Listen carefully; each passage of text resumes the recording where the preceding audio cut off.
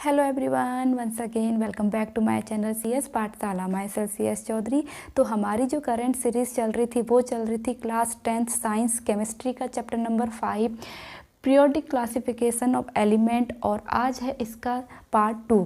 Part 1 पे मैं video पहले भी बना चुकी हूँ जिसका लिंक आपको मेरे डिस्क्रिप्शन बॉक्स पे मिल जाएगा।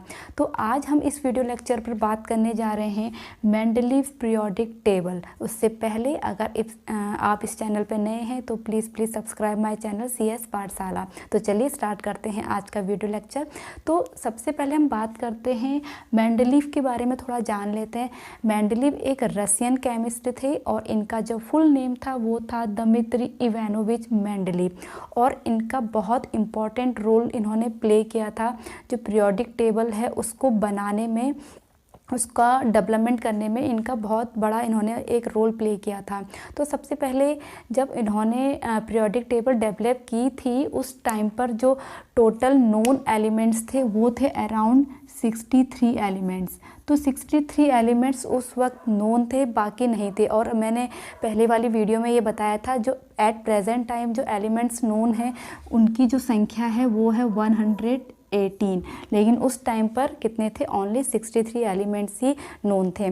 तो चलिए बात कर लेते हैं उन्होंने क्या क्या बेसिस लेकर के क्लासिफिकेशन किया था। तो सबसे पहले जो उन्होंने क्लासिफिकेशन किया था तो उन्होंने बहुत सारी स्टडी करी थी जो उस वक्त 63 एलिमेंट्स थे कि उनके जो एटॉमिक मास है क्या उनके बीच में रिलेशनशिप है, क्या उनकी फिजिकल और केमिकल प्रॉपर्टीज़ में क्या उनकी सिमिलैरिटीज़ है। इसके बारे में उन्होंने बहुत सारे एग्जामिनेशन किए थे, स्टडी करी थी। और उन्होंने ये भी देखा कि जो हाइड्रोजन और ऑक्सीजन है नॉर्मली हर किसी एलिमेंट्स के साथ वो रिएक्शन कर लेते हैं, बहुत ज़्यादा रिएक्टिव होते हैं। तो उन्होंने जो भी एलिमेंट्स हैं, मेटल्स हैं या नॉन मेटल है, उनके ऑक्साइड और हाइड्राइड को भी एक बेस बनाया था, उनकी हेल्प ली थी, उसका फॉर्मूला लिया था, अपने क्लासिफिकेशन में उसका यूज़ किया था। और उन्होंने जो किया था जितने भी उस वक्त 63 एलिमेंट्स नोन थे उनको उनके बढ़ते इंक्रीजिंग ऑर्डर में जो उनका एटॉमिक मास है उसके इंक्रीजिंग ऑर्डर में उनको रीअरेंजमेंट किया। तो उन्होंने जब वो रीअरेंजमेंट कर रहे थे उनके इंक्रीजिंग एटॉमिक मास में तो उन्होंने ये पाया, उन्होंने ये ऑब्ज़र्व किया कि एक पीरियोडिक रिकरेंस के बाद मीन्स एक आवर्ती पुनरावृत्ति के बाद ऐसे एलिमेंट्स आते हैं जो फिज़िकल प्रॉपर्टीज़ और केमिकल प्रॉपर्टीज़ में सिमिलर होते हैं।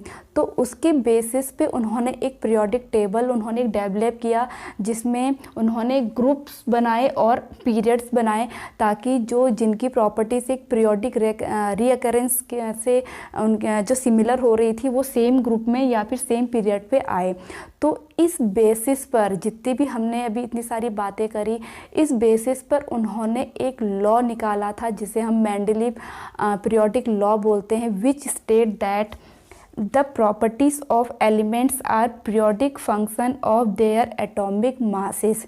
मीन्स इसका जो हिंदी मीनिंग होता है वो होता है तत्वों के गुणधर्म उनके बढ़ते हुए एटॉमिक मास के आवर्ती फलन होते हैं, इसका ये मतलब है।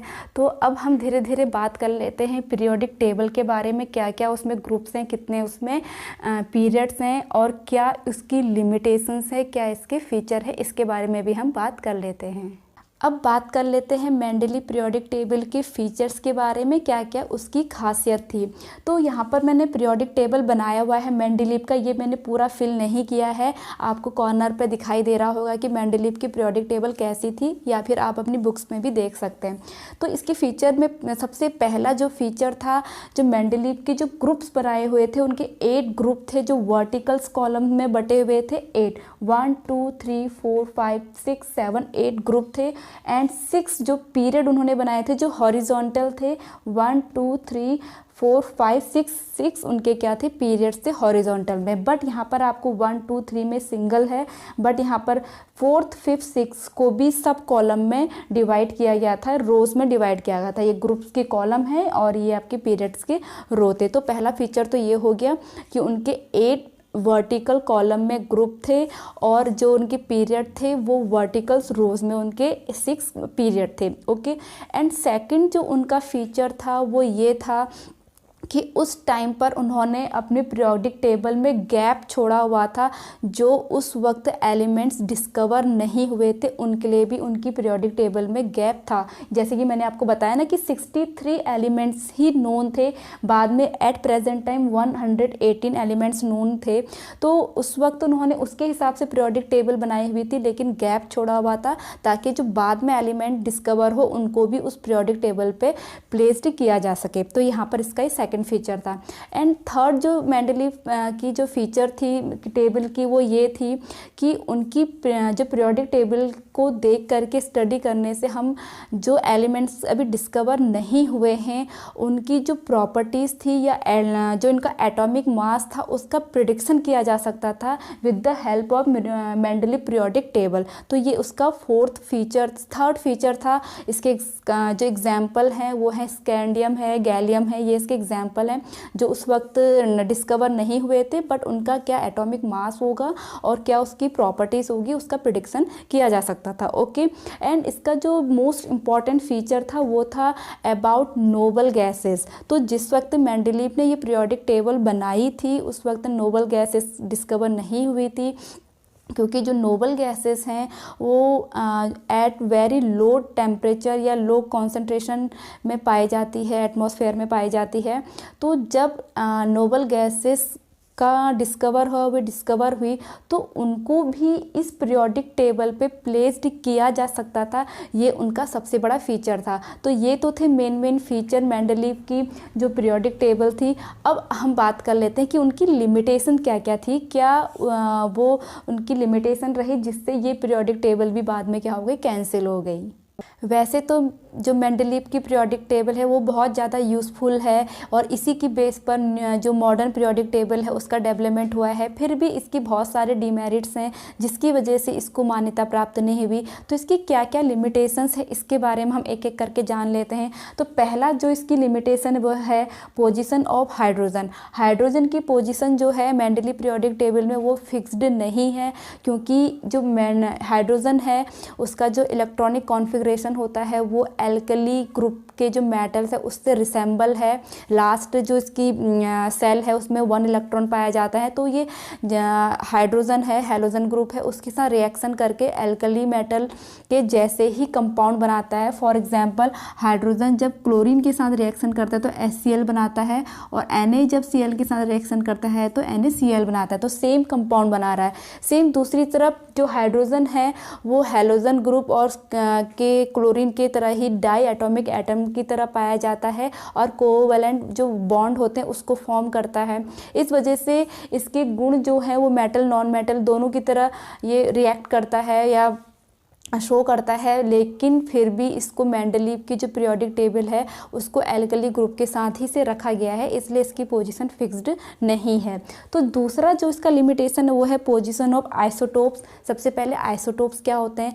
आइसोटोप्स ऐसे एलिमेंट्स होते हैं जिनके एटॉमिक जो मासेस हैं वो तो सेम वो डिफरेंट होते हैं, बट केमिकल प्रॉपर्टीज़ उनकी सेम होती है, उन्हें आइसोटोप कहा जाता है। और जो आइसोटोप्स हैं फॉर एग्जांपल क्लोरीन का अगर हम आइसोटोप लें तो क्लोरीन के 2 आइसोटोप्स हैं, क्लोरीन 35 एंड क्लोरीन 37। तो इनके डिफरेंट एटॉमिक मास हैं, लेकिन सेम इनकी क्या होती है, केमिकल प्रॉपर्टीज़ होती है, लेकिन इनकी जगह मेंडलीव की पीरियोडिक टेबल पे नहीं दी गई है, जिससे इनको जो डिस्क्राइब करना बहुत मुश्किल है। एंड थर्ड है जो अनसर्टेनिटी इन एटॉमिक मासेस, यानी कि एटॉमिक मासेस की अनिश्चितता है। मीन्स जैसा कि जो मेंडलीव का जो लॉ है वो तो यही है कि जो उन्होंने एटम्स को का अरेंजमेंट किया है वो उनके increasing order of atomic masses के बेसिस पे ही किया गया है, लेकिन वो आगे जा कर के वो रेगुलर नहीं है, जिस वजह से ये प्रिडिक्शन करना बहुत मुश्किल हो जाता है कि 2 एटम्स के बीच में कितने एटम्स और डिस्कवर हों, जो एटम मीन्स डिस्कवर होंगे तो कितने एटम्स आ सकते हैं, इसका पता लगाना बहुत मुश्किल है। तो एटॉमिक मासेस का जो बढ़ता क्रम है उसमें अनिश्चितता है, बाद बाद में रेगुलरिटी नहीं है। एंड जो लास्ट वन इसका लिमिटेशन वो है placing of heavier elements before the light ones. Means उन्होंने कई जगह पर ऐसा किया है जो लाइट एटॉमिक मास वाले एटम्स हैं उनको बाद में प्लेस किया गया है और जो हैवियर हैं उनको पहले प्लेस किया है। लेकिन खुद इनका रूल क्या था, increasing order of atomic masses. जैसे फॉर एग्जांपल है इसके आर्गन जो है उसको उन्होंने पहले प्लेस किया है जिसका जो एटॉमिक मास है वो 39.9 है, जबकि जो पोटेशियम है उसका एटॉमिक मास 39.1 है, वो इसके बाद प्लेस किया गया है। तो इस वजह से उन्होंने placing of heavier elements before the lighter one. तो ये तो थी इनकी लिमिटेशन।